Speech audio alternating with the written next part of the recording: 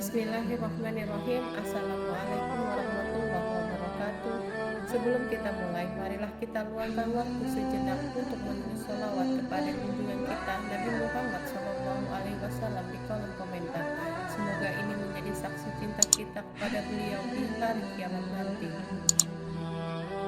Semoga kita semua senantiasa berada dalam lindungan Allah Subhanahu wa Ta'ala, diberikan kesehatan dan dilimpahkan rezeki yang halal serta berkah sepanjang hidup. Amin ya Robbal 'Alamin. Sahabat Haira TV, pernahkah kamu mendengar ucapan seperti ini? Aku cuma bercanda kok, atau sumpah demi ibuku. Ya Allah, sial banget hari ini. Terlihat biasa bukan? Ringan di lidah, bahkan sering terucap tanpa sadar. Tapi, tahukah kamu, ada ucapan-ucapan yang terlihat sepele di dunia, namun di sisi Allah itu bisa mendatangkan murkanya. Rasulullah Shallallahu Alaihi Wasallam pernah bersabda, sesungguhnya ada seseorang yang mengucapkan satu kalimat, ia tak menganggapnya apa-apa, namun karena kalimat itu, ia dilempar ke neraka sejauh 70 tahun. Hadis riwayat Tirmizi. Ada 13 ucapan yang sering dianggap ringan, namun bisa menjadi penghalang ampunan dan bahkan membawa seseorang ke jurang kebinasaan jika tidak disadari dan disesali. Ucapan yang pertama, demi ibuku, demi ayahku. Ucapan ini sering kita dengar ringan, kadang diucap saat marah, bersumpah, atau sekedar menegaskan sesuatu. Demi ayahku, aku nggak bohong, atau demi nenekku, lihat sendiri. Tapi, tahukah kamu bahwa bersumpah dengan selain nama Allah adalah perbuatan syirik? Rasulullah Shallallahu Alaihi Wasallam pernah bersabda, barang siapa bersumpah dengan selain nama Allah, maka ia telah berbuat syirik. Hadis riwayat Abu Daud. Mengapa begitu berat? Karena sumpah adalah bentuk pengagungan dan tidak boleh ada pengagungan kecuali kepada Allah semata. Sahabat Haira, syirik bukan hanya menyembah berhala, tapi juga bisa muncul dari lisan yang menggampangkan kalimat sumpah. Betapa banyak di antara kita yang tidak sadar menjadikan makhluk sebagai penguat sumpah dan mengundang murka Allah. Jika ingin menegaskan sesuatu, katakanlah, wallahi, demi Allah, atau diam, karena kebenaran tak selalu perlu disumpah. Jangan sampai satu kata membuat kita terjerumus dalam kesyirikan tanpa sadar. Karena kalimat yang terlihat kecil bisa sangat besar di sisi Allah. Ucapan kedua, kalau bukan karena dia, aku pasti sudah celaka. Ucapan ini terdengar lumrah. Ketika selamat dari kecelakaan, seseorang berkata, untung ada dia, kalau enggak aku pasti mati. Atau saat berhasil keluar dari masalah. Kalau bukan karena si A, hancur hidupku. Kalimat seperti ini tampak wajar, tapi di mata syariat ada penyimpangan akidah yang berbahaya, yaitu mengaitkan keselamatan atau musibah secara mutlak kepada makhluk, tanpa menyebut Allah sebagai zat yang maha menentukan. Rasulullah Shallallahu Alaihi Wasallam pernah bersabda, janganlah kamu katakan kalau bukan karena Allah dan si fulan, tapi katakanlah karena Allah. Kemudian si fulan. Hadis riwayat Abu Daud. Perhatikan, perintah Rasulullah Shallallahu Alaihi Wasallam bukan hanya soal adab berbicara, tapi tentang tauhid. Keyakinan kita bahwa segala sebab dan akibat semuanya atas izin dan kehendak Allah. Mengucapkan kalimat seperti ini tanpa menyebut Allah adalah kelalaian dari tauhid. Bisa menimbulkan kesombongan pada makhluk dan lupa bahwa Allah lah yang menyelamatkannya. Allah berfirman, dan tidaklah kamu melempar ketika kamu melempar, tetapi Allah lah yang melempar. Surat Al-Anfal ayat 17. Artinya, bahkan hal kecil seperti melempar batu pun tidak lepas dari campur tangan dan takdir Allah. Sahabat Haira TV, jika kau selamat, itu karena Allah. Jika kau terbantu, itu karena Allah menggerakkan hati seseorang untuk menolongmu. Maka jangan ucapkan kalimat yang mencederai tauhid.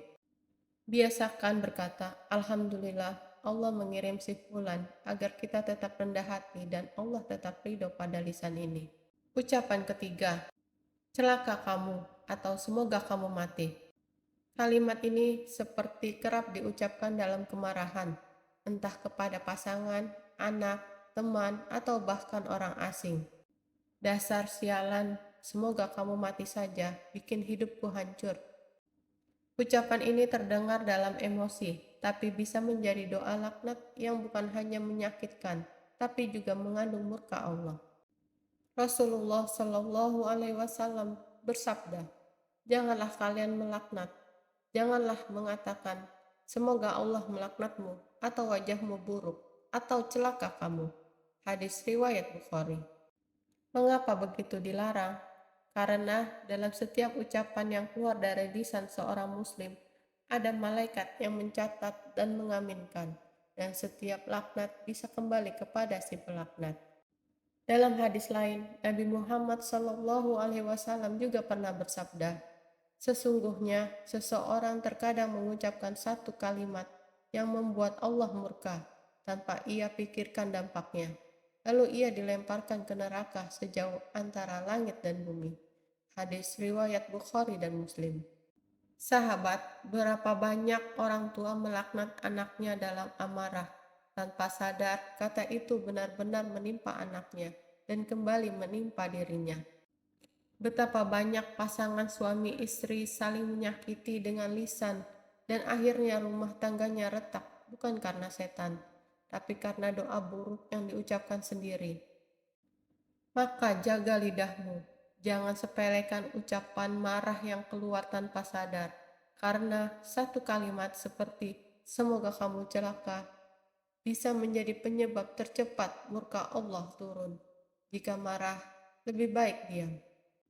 Ucapan keempat, sialan kamu atau sial betul hari ini. Berapa kali kita berkata, aduh hari ini sial banget, atau gara-gara kamu, aku jadi sial. Ucapan ini tampak biasa, tapi tahukah kamu bahwa ini adalah ucapan atau tatur, yakni mengaitkan musibah atau kesialan dengan makhluk, benda, waktu, atau kejadian tertentu. Rasulullah Shallallahu Alaihi Wasallam pernah bersabda, tidak ada tiara, kesialan karena burung atau tanda-tanda lainnya. Tidak ada kesialan karena bulan, tidak ada kesialan karena hari tertentu. Hadis riwayat Bukhari dan Muslim. Zaman jahiliyah dulu, jika mereka melihat burung terbang ke arah kanan, mereka merasa akan beruntung. Jika ke arah kiri, mereka percaya akan sial. Itu syirik kecil, dan Nabi Muhammad SAW datang untuk menghapus kepercayaan-kepercayaan ini. Namun, hari ini banyak yang mengulanginya dalam bentuk lain, menganggap hari Jumat tanggal 13 itu sial, mengatakan angka tertentu pembawa sial, atau lebih parah lagi menyalahkan seseorang sebagai pembawa sial. Sahabat Haira, tidak ada satupun makhluk yang bisa membawa kesialan. Semuanya terjadi atas izin Allah. Kesialan, ujian, atau musibah bukan karena orang atau hari tertentu, tapi karena hikmah atau ujian dari Allah. Ucapan seperti, sialan kamu, gara-gara kamu, aku celaka, menandakan lemahnya iman pada takdir dan bisa mendekati syirik jika diyakini sebagai sebab mutlak. Rasulullah Shallallahu Alaihi Wasallam pernah bersabda, anggapan sial adalah syirik. Hadis riwayat Abu Daud. Janganlah biarkan lisanmu menyeret ke dosa besar. Gantilah ucapan seperti itu dengan istighfar dan kepada takdir. Karena kesialan sesungguhnya adalah saat Allah murka karena ucapan kita. Jangan katakan sial, katakanlah qadarullah. Allah telah menakdirkan dan apa yang Dia kehendaki pasti terjadi. Ucapan kelima, kata dukun sih kamu kena santet. Ini kalimat yang masih sering terdengar di masyarakat. Ketika seseorang sakit atau mengalami musibah, langsung muncul ucapan, Jangan-jangan kena santet. Sudah ke dukun belum? Kayaknya ada yang kirim-kirim nih. Ini kena siapa nih? Ucapan ini terlihat seperti simpati, padahal sejatinya mengandung kesyirikan karena meyakini selain Allah sebagai pengendali nasib. Rasulullah Shallallahu Alaihi Wasallam pernah bersabda, "Barang siapa mendatangi dukun atau peramal lalu membenarkan ucapannya, maka ia telah kufur terhadap apa yang diturunkan kepada Muhammad Shallallahu Alaihi Wasallam." Hadis riwayat Ahmad dan Abu Daud. Lihatlah betapa berat ancamannya. Kufur karena percaya bahwa dukun tahu hal gaib, padahal Allah Ta'ala berfirman, tidak ada seorang pun yang mengetahui apa yang akan terjadi esok hari. Surat Luqman ayat 34. Banyak orang mendatangi dukun hanya untuk ikhtiar, tapi di balik itu mereka mulai tergoda. Memakai jimat, mandi kembang, baca mantra aneh, bahkan mempercayai omongan yang bertentangan dengan Islam. Dan lebih celaka lagi, ada yang menyebarkan hasil ramalan itu dengan ucapan seperti, dia itu pembawa sial, katanya pelakunya si A. Kayaknya benar wajahnya emang gak enak dilihat. Ucapan dan keyakinan seperti ini mengundang murka Allah karena mengganti tauhid dengan kepercayaan batil. Islam telah mengajarkan solusi untuk semua masalah. Salat, doa, zikir pagi dan petang, dan tawakal.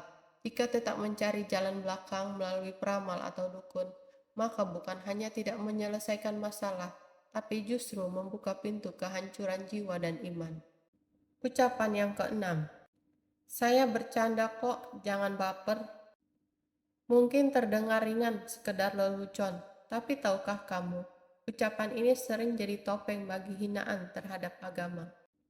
Ada yang meledek perintah syariat, mentertawakan penampilan orang yang taat, mengolok-olok orang berjilbab, atau bahkan menjadikan ayat dan hadis sebagai bahan guyonan.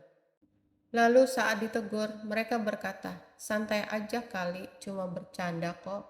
Padahal Allah Ta'ala berfirman dengan tegas, apakah dengan Allah ayat-ayatnya dan Rasulnya kalian memperolok-olok?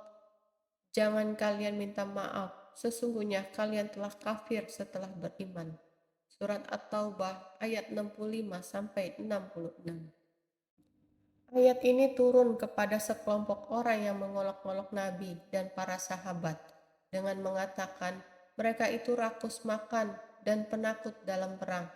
Tapi mereka beralasan, kami hanya bercanda, namun Allah tidak terima karena agama bukan bahanan tertawaan. Rasulullah Shallallahu Alaihi Wasallam juga bersabda, celakalah bagi orang yang berbicara lalu berdusta agar orang tertawa. Celakalah dia, celakalah dia. Hadis riwayat Abu Daud. Bercanda boleh, bahkan Rasulullah Shallallahu Alaihi Wasallam juga bercanda. Namun beliau tidak pernah berdusta dalam bercanda, tidak pernah merendahkan orang lain, apalagi menjadikan agama sebagai bahan lelucon. Sayangnya, di media sosial hari ini, kita dengan mudah menemukan konten humor yang mengarah pada penghinaan terhadap Islam, dan banyak orang menyebarkan sambil tertawa tanpa rasa bersalah. Ingat sahabat, satu kalimat bisa menghapus iman jika ia menghina Allah, Rasul, atau syariatnya. Tak peduli apakah itu serius atau bercanda, maka berhati-hatilah. Lisan yang dibiarkan bebas tanpa kendali iman dapat menjadi jalan tercepat menuju murka Allah. Ucapan ketujuh, Allah pasti paham, saya kan cuma manusia biasa. Ucapan ini sering terdengar dari orang yang melakukan dosa, tapi enggan memperbaiki diri. Alih-alih merasa bersalah dan bertaubat, ia justru berlindung di balik kalimat yang tampaknya rendah hati. Padahal sejatinya mengandung pembangkangan. Allah tahu isi hatiku. Saya bukan malaikat. At least saya nggak munafik. Kalimat ini jika dijadikan alasan untuk terus-menerus berbuat dosa adalah bentuk permainan terhadap rahmat Allah. Allah memang Maha Pengampun, namun bukan untuk dijadikan tameng oleh hamba yang sengaja bermaksiat tanpa penyesalan. Rasulullah Shallallahu Alaihi Wasallam pernah bersabda, sesungguhnya orang yang paling besar dosanya di sisi Allah adalah orang yang berkata, Allah tidak akan mengampuni si fulan, padahal Allah lebih tahu tentangnya. Maka Allah berfirman, siapa yang berani bersumpah atas namaku bahwa aku tidak akan mengampuni si fulan, sungguh aku telah mengampuni dia dan aku gugurkan amalanmu. Hadis riwayat Muslim. Hadis ini menggambarkan bagaimana kesombongan rohani, baik dalam meremehkan dosa atau menghakimi orang lain, dapat menjadi sebab gugurnya seluruh amal. Ucapan Allah paham seharusnya muncul dari hati yang malu dan tunduk, bukan dari mulut yang sedang membenarkan kesalahan. Allah memang maha mengetahui, dan justru karena itu, dia tahu siapa yang berniat taubat dan siapa yang hanya beralasan. Jangan jadikan rahmat Allah sebagai tameng maksiat. Jangan pula menyangka bahwa karena manusia tak sempurna, kita dibolehkan terus berbuat dosa tanpa perbaikan. Sahabat Haira, setiap hamba pasti bersalah, tapi yang dicintai Allah bukan yang membela dosa, melainkan yang mengaku salah dan segera pulang kepadanya. Sesungguhnya Allah mencintai orang-orang yang bertaubat. Surat Al-Baqarah ayat 222. Ucapan yang ke-8. Ngapain sholat? Yang penting hatiku bersih. Masa iya kalau kita baik Allah ajab juga? Kan gak mungkin. Ucapan ini terdengar seolah bijak, seolah menekankan keikhlasan di atas formalitas. Tapi tahukah kamu, kalimat ini berbahaya, seakan-akan sholat hanyalah simbol luar yang tak perlu dijaga. Dan kebersihan hati cukup untuk menggugurkan kewajiban, padahal hati yang bersih akan mendorong ketaatan. Bukan malah menolak perintah Allah. Allah tidak memisahkan hati dan amal. Keduanya saling menyempurnakan. Karena keimanan bukan hanya di dada, tapi juga terlihat pada sujud di sajadah. Rasulullah Shallallahu Alaihi Wasallam pernah bersabda, perjanjian antara kami dan mereka adalah sholat. Barang siapa meninggalkannya, maka sungguh dia telah kafir. Hadis riwayat Tirmizi. Dalam hadis lain, antara seorang hamba dan kekufuran adalah meninggalkan sholat. Hadis riwayat Muslim. Ini bukan sekedar ancaman, tapi penegasan bahwa sholat adalah tiang utama agama. Tanpa bangunan keimanan bisa runtuh. Orang yang berkata, hatiku bersih, tapi enggan sujud kepada Rabb-Nya, ibarat orang yang mengaku cinta, tapi enggan bertemu kekasihnya. Kalimat ini juga mencerminkan kesombongan spiritual, merasa cukup dengan niat baik, padahal amalnya nyata tak terlihat. Seperti iblis pun mengaku mengenal Allah, tapi apa gunanya pengakuan jika ia membangkang perintah Allah? Hati yang bersih akan membuat seseorang merasa bersalah jika meninggalkan sholat, bukan mencari-cari pembenaran.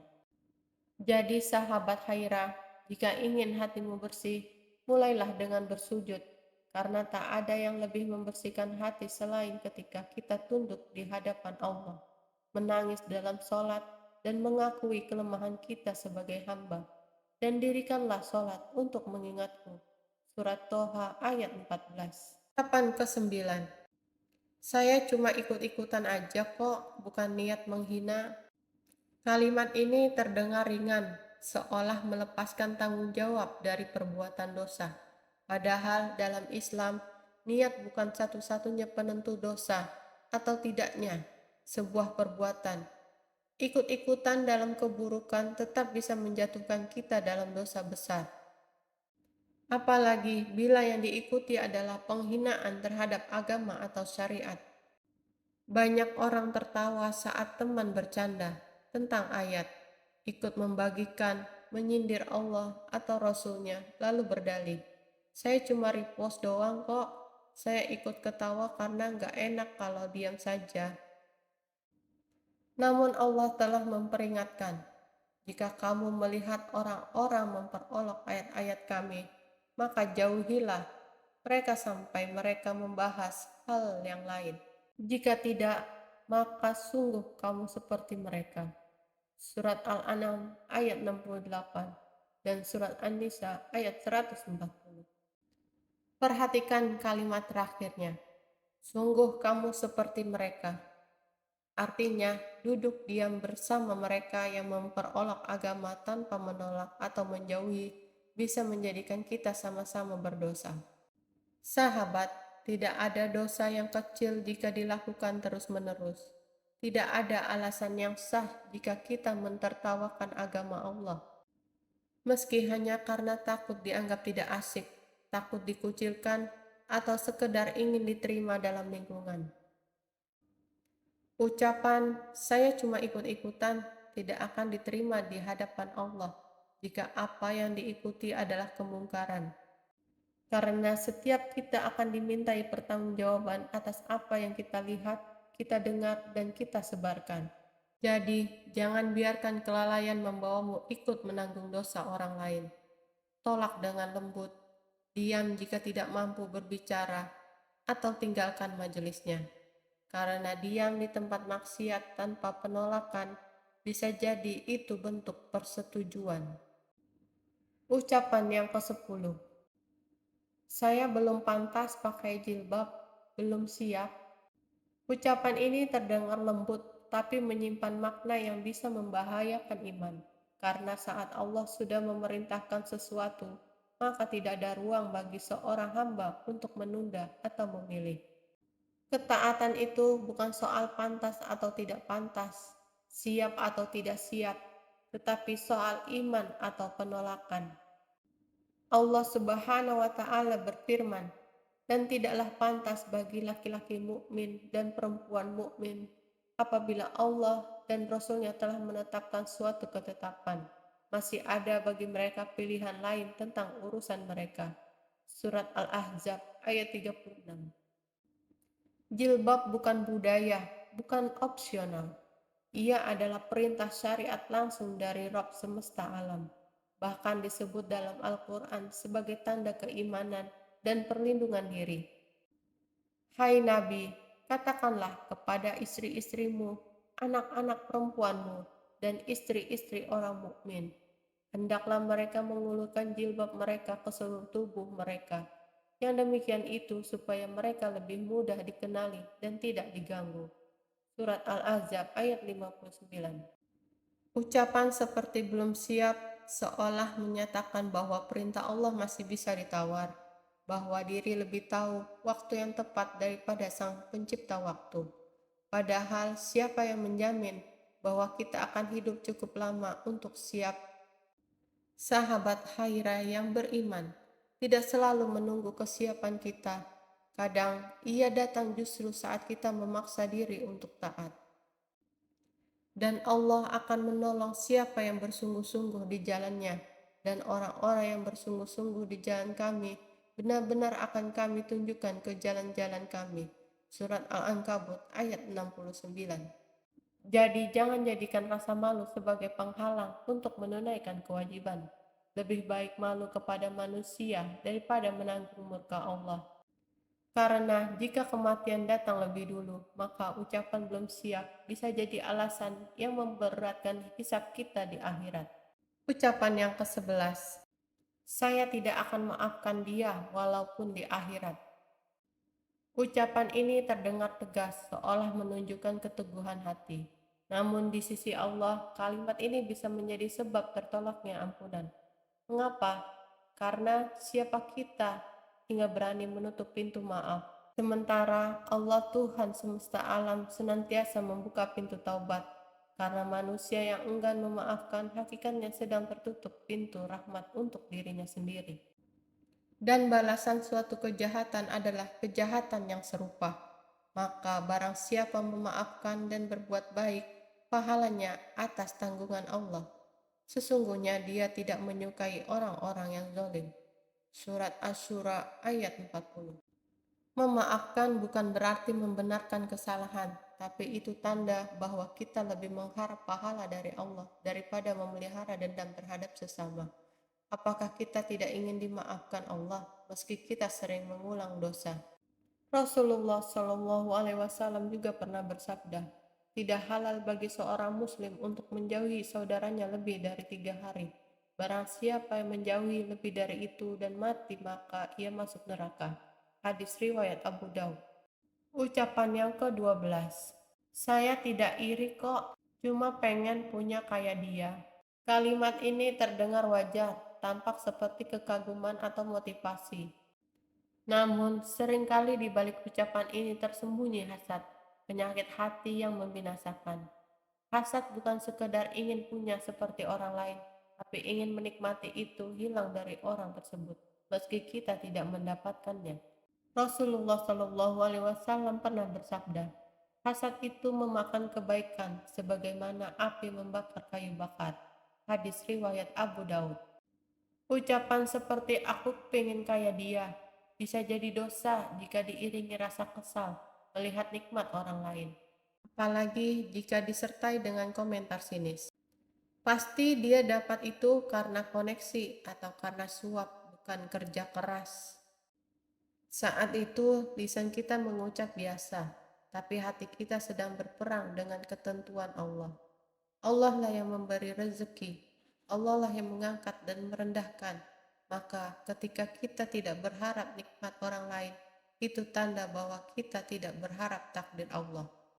Allah Ta'ala berfirman, apakah mereka dengki kepada manusia karena karunia yang telah Allah berikan kepadanya? Surat An-Nisa ayat 54. Sahabat, iri hati yang tersembunyi meski dibungkus ucapan sopan, tetaplah penyakit hati yang bisa mengundang murka Allah. Lebih baik kita ucapkan barakallah. Semoga Allah memberkahinya. Karena setiap kali kita mendoakan kebaikan untuk saudara kita, maka malaikat akan berkata, amin. Dan untukmu juga seperti itu. Hadis riwayat Muslim. Rusak hari-hari kita dengan iri, karena hasad hanya membuat hidup gelisah dan akhirat pun penyesalan. Ucapan ke-13, dia pantas dapat azab seperti itu. Ucapan ini terdengar seperti pembelaan atas kebenaran, tapi tahukah kamu bahwa kalimat seperti ini bisa menjadi bentuk kesombongan spiritual, yakni merasa diri suci dan berhak menghakimi takdir Allah. Rasulullah Shallallahu Alaihi Wasallam tidak pernah mengajarkan kita untuk merasa lebih baik dari orang lain. Sebaliknya, beliau memperingatkan kita untuk tidak merasa aman dari makar Allah. Allah Ta'ala berfirman, apakah mereka merasa aman dari makar Allah? Maka tidak ada yang merasa aman dari makar Allah, kecuali orang-orang yang merugi. Surat Al-A'raf ayat 99. Ucapan seperti, pantas dia dapat musibah, orangnya suka maksiat, itu adalah bentuk sangka buruk terhadap takdir Allah. Bisa jadi musibah itu adalah ujian yang mengangkat derajatnya, dan bisa jadi kemudahan hidup justru istidraj, kenikmatan yang menjadi sebab kehancuran. Rasulullah Shallallahu Alaihi Wasallam pernah bersabda, jika kamu melihat Allah memberikan nikmat dunia kepada seorang hamba, padahal ia sering berbuat maksiat, maka ketahuilah bahwa itu adalah istidraj. Hadis riwayat Ahmad. Ketika seseorang mendapat azab atau kesulitan, yang seharusnya kita lakukan adalah merenung, mengambil pelajaran, dan mendoakan agar ia diberi hidayah. Sahabat, jika hari ini kita masih sehat, selamat, dan dimudahkan ibadah, itu bukan karena kita lebih mulia, tapi karena Allah masih menutup aib kita dan memberi kesempatan bertaubat. Berhati-hatilah, satu ucapan bisa menjadi penanda kesombongan yang mengundang murka Allah. Dan siapa yang menyombongkan diri tidak akan masuk surga, walau hanya seberat biji sawi. Hadis riwayat Muslim. Sahabat Khairah yang beriman dan dirahmati Allah, betapa sering lisan ini bergerak lebih cepat dari hati, mengucap kata demi kata tanpa pernah dipikirkan dampaknya di hadapan Allah. Padahal satu kalimat bisa menjadi sebab ridhonya turun atau murkanya, melayang dan menghancurkan semua yang kita bangun. Tak jarang manusia dihancurkan bukan oleh senjata, tapi oleh lisannya sendiri. Ia mengolok-olok agama dalam candaan. Ia bersumpah atas nama selain Allah dalam kebiasaan. Ia meremehkan dosa dengan alasan kemanusiaan. Dan saat semua itu dicatat oleh malaikat, tak satu pun luput dari perhatian Allah. Bahkan di hari kiamat, tak satu langkah pun bisa diayunkan, hingga lisan ini dimintai pertanggungjawaban. Bersihkan lisanmu sebelum waktunya habis, karena seringkali yang menjerumuskan manusia ke neraka bukan tangan yang memukul, bukan mata yang melihat, tapi lidah yang tak terjaga. Semoga Allah menjaga hati dan lisan kita agar saat kaki ini berat melangkah di padang mahsyar, ada ucapan yang menyelamatkan, bukan yang menyeret ke jurang penghinaan. Demikianlah sahabat Khairah, apa yang telah saya sampaikan semoga bermanfaat untuk kita semua. Sampai jumpa lagi di video selanjutnya. Wassalamualaikum warahmatullahi wabarakatuh.